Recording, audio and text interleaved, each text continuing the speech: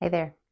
Let's talk hips. So, if you have ever had any type of a hip issue and you're just trying to stay on top of things afterwards, you're trying to maintain good strength, continue getting stronger and stronger. Let's say you just finished rehab for a total hip replacement, you just got over a stress fracture of your hip, you have a labrum tear, or you have a running injury, and you're just trying to figure out, what do I need to do?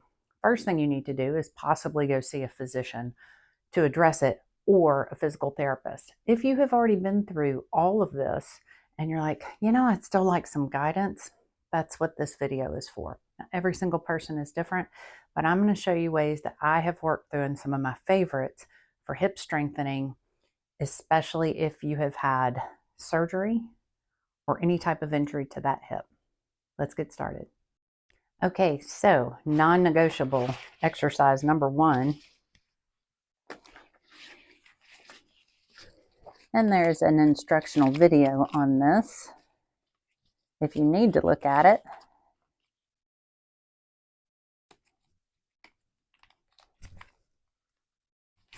Is sidewalking with a band. So I'm going to move this chair out of the way. Standing up very tall, stepping side, keeping my feet facing forward, making sure that I'm picking my feet up. A lot of people do this and they slide their feet. You want to make sure that you're picking up the foot. So I also love to strengthen all parts of the hip. So I think of all the different muscle groups of the hips and I'm going to work them all. So this is the gluteus medius. So something that I just did that you want to be sure that you don't do is lean your torso. You want this to come from the outer hip. You can also do these in a little bit of a squat position. You can use a loop. You can tie a long band like what I've done. So in every single person's different as far as how quickly you'll feel this. You want to take as wide of a step as you can, and that all depends on how difficult that band is. This one's pretty hard. Okay, so I'm going to take a break from that. How often do you want to do that? I do that every single time that I do a workout for my lower body. I want to incorporate those outer muscles. Also, a lot of us run, walk, cycle. All of that is forward movement. Well, guess what you don't work in forward movement? The outer part of these hips.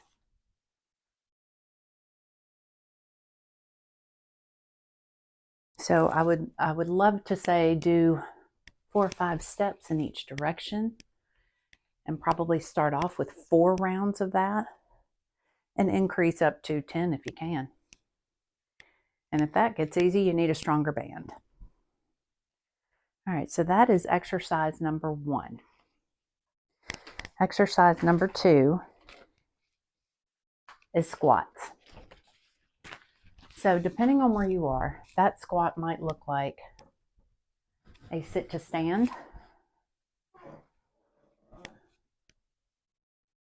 where feet are hip distance apart, down and up, squeezing the glutes, lowering slowly, squeeze the glutes. Most of my weight is through my heels.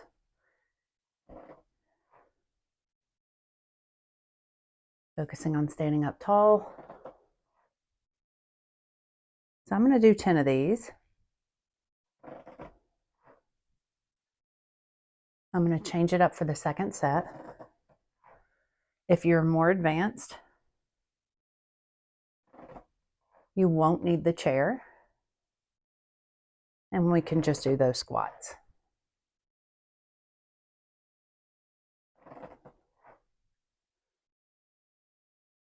So this is working more of the hip extensors. It's kind of working a little bit of everything. Plus you're getting other muscle groups in with it.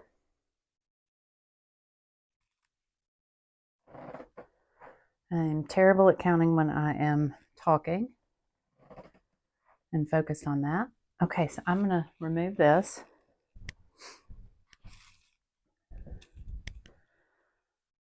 So the next set is going to be body weight Of course, you can add weights if you're strong. You want to make sure, so this is an issue I have with my hip, is when you're starting these squats, you want to make sure that you're landing in between your legs. So what do I mean by that? For a while, I was going over here to this left side. So you want to make sure you don't have to go as low as I'm going, but you may want to watch yourself those first couple times to make sure that you're putting equal weight on both sides. Of course, you can hold one weight, you can hold two weights, hold them up here.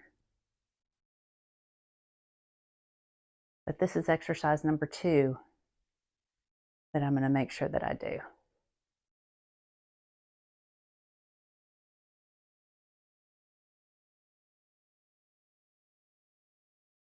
Couple of sets.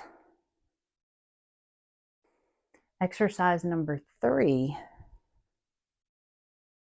is going to be a hip hinge or a deadlift. That is going to get the posterior chain more. So I'm going to bring in a couple of things here.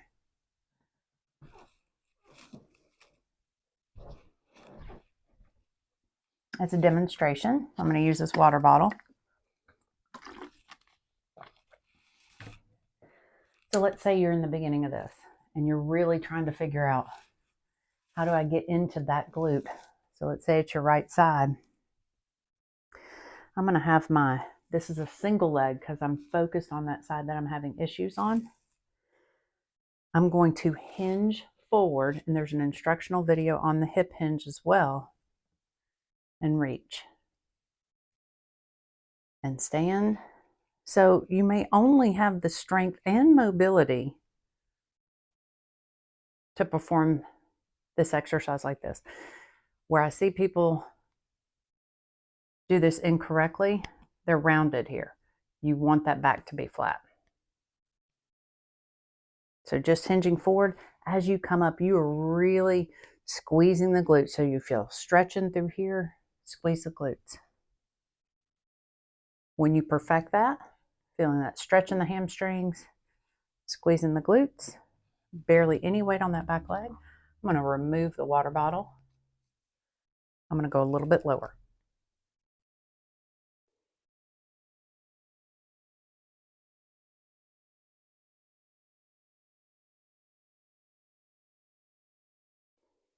This is also a great functional exercise. And a lot of people say, I don't really feel anything. That's usually because of your form. Okay, then the other, go back a little bit. I'm going to go to the lower rung. So I'm progressing as I go. Lower rung, more intense. Come up. Lower rung. Come up.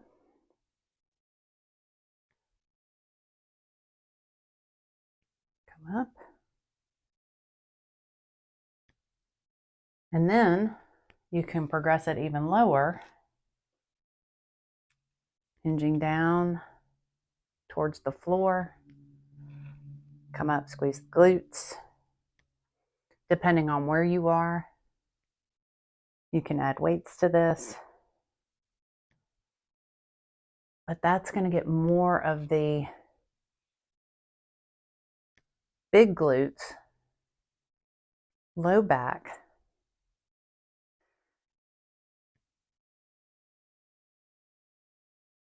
Then we're going to go to my next exercise, which is going to be a floor exercise. We're going to kind of come down and up because we're going to do the strengthening first and then go into the mobility.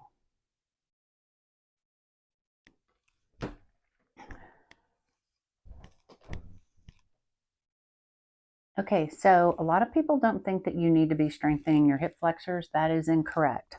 A lot of us have weakness in our hip flexors. You can be tight in your hip flexors and weaken your hip flexors at the same time. So I'm using a loop. You don't have to use a loop. You can do this without. You can also have the loop lower. So I'm going to do a straight leg raise.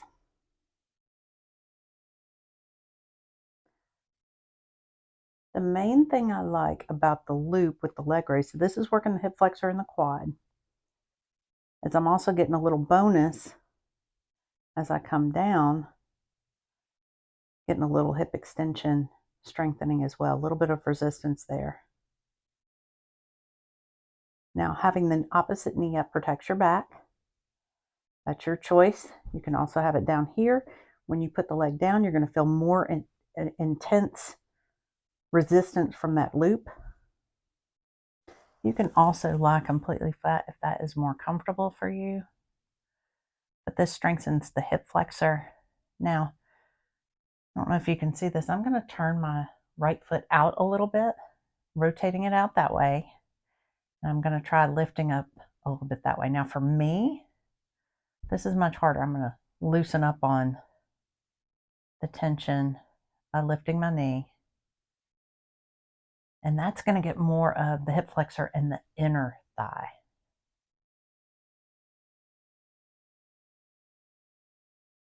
So this is another one, non-negotiable.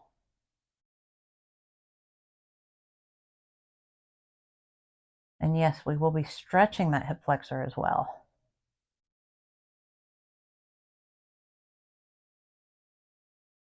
It's all about just making sure that you're getting all the muscle groups strengthened. Okay, that's about all my hip can handle on that. Bridging. And sometimes when you are struggling with hip issues and you don't even realize that one is so much weaker, the stronger leg takes over. So it may benefit you to just switch and do a bridge on that one side.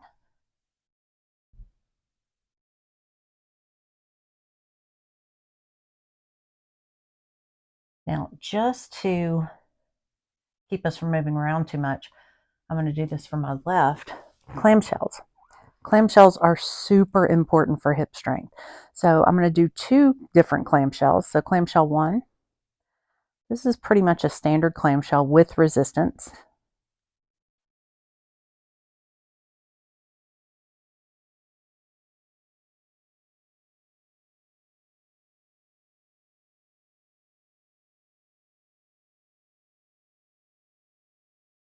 And then I'm going to take the band off for the reverse clamshell. All right, let's take that band off. Reverse clamshell is going to be this position, and I'm going to come out. So I'm doing a reverse clamshell into an extension down, and like I'm kicking away, but only coming to neutral on that, right there, down.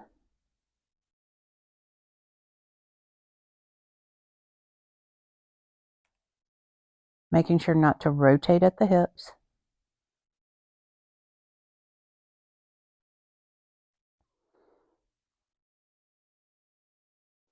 So we've gotten a little bit of adductor, abductor, hip extensors, and hip flexors. What we just did was work on the external rotators and now the internal rotators. Now we're ready to do a little bit of mobility. So let's talk about that. Mobility, you can do in a variety of forms. So first thing I'm going to do is stretch out the hip adductor, which a lot of times when you have hip issues, you feel a lot in that groin area. I'm going to turn towards it first, and I'm going to turn away. As I turn away, I'm going to rotate my whole body this way, grabbing onto this knee to kind of counterbalance, getting an excellent stretch in the adductor. Hamstring. And coming over this way. So I like to do the neutral position to stretch this out. I don't like going into a whole lot of internal rotation because sometimes if you have hip arthritis, if you have a labrum tear in your hip, Or if you have had a hip replacement, that doesn't feel really good to you. So you have to find some different positions in order to get a stretch. Another thing that I will do for a stretch is a 90-90.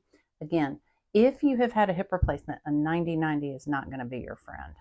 And the reason why is this position right here, I'm in internal rotation, and usually that's pretty uncomfortable if you've had a recent hip replacement. Now, if it's been 5 years and you have had an anterior approach hip replacement, that might not be as much of an issue for you. But if you have had a posterior approach hip replacement, this 90-90 position is not going to feel really good to you, and it probably is not a good idea for you to be taking it into that much internal rotation. Sometimes I will stretch over the affected leg as well, just to get a really good stretch there. Now, hip flexor. Hip flexor stretching. I'm going to get into a kneeling position, so you're only going to see from torso down. I'm going to bring this leg forward, so the stretch is going to be here.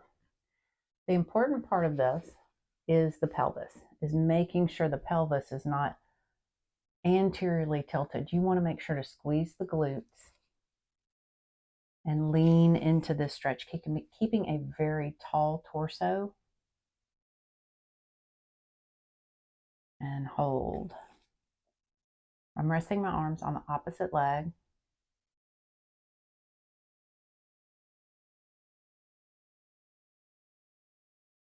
If you felt more confident, you could come down into this position, get a little deeper stretch.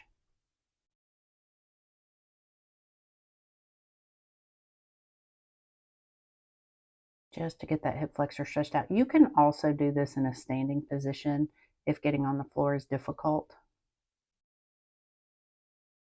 And I'll show you that in just a second. So let's do a standing hip flexor stretch. I'm going to do this at the wall so I can hold on. Stepping forward with my left leg, my affected leg stays back. I'm going to go into a lunge position, but if you notice, I'm not just going down into a lunge. I am making sure that those glutes are tight. I'm stretching in through here, leaning forward, keeping that torso up real tall. Another way that you can add to this is come up and over, so going away from the camera towards the wall.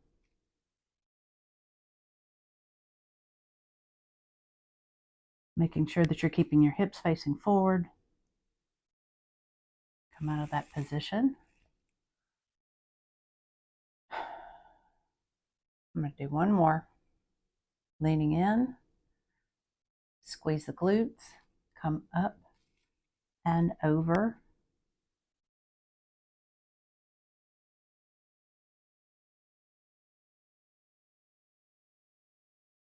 And then back.